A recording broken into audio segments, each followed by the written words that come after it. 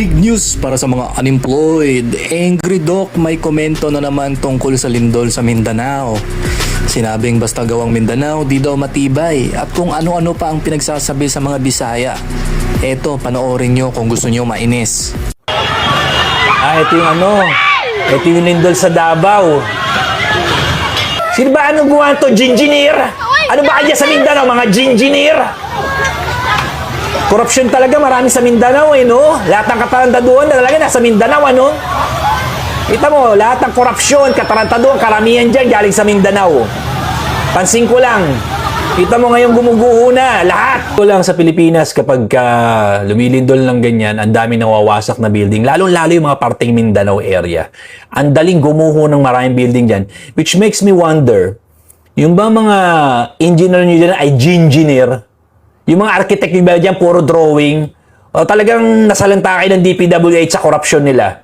O pati talaga kayo ng korupsyon ng DPWH at marami dyan na proyekto ng mga ghost project. Hindi lang ghost project, pati yung mga guho carton project na building na yan. Na konting lindol lang ay guguho na.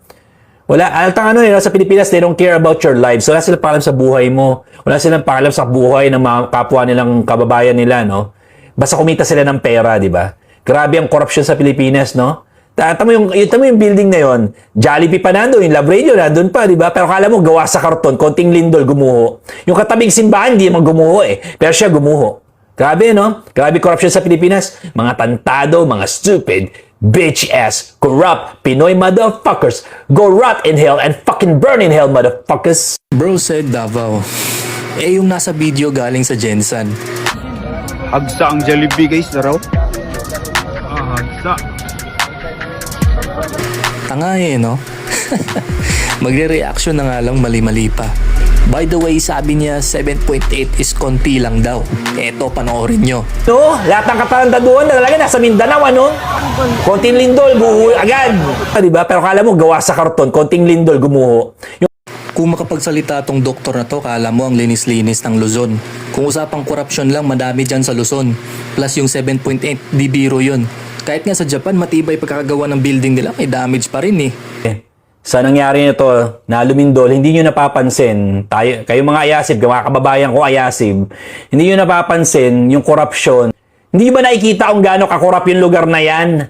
Diyan sa Mindanao, grabe ang korupsyon niya sa Mindanao. Kung hindi nyo nakikita, talaga ayasib ka na, bobo ka pa, sama ng kombinasyon mo.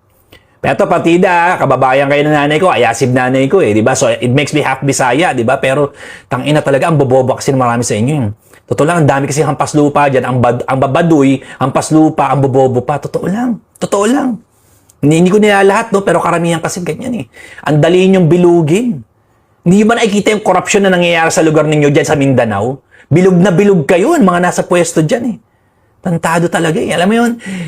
Alam to diretsa ang usapan lang to Hindi ko kayo nilalait, hindi ko kayo minamata, pareho tayong ayasib. However, ang baduy nyo talaga eh, ang bobo nyo talaga eh. Marami sa inyo, hindi lahat, pero marami sa inyo, bobo talaga. Kaya ako lang talaga sabihin to kasi ang bobo talaga eh. Nabobobobohan talaga ako.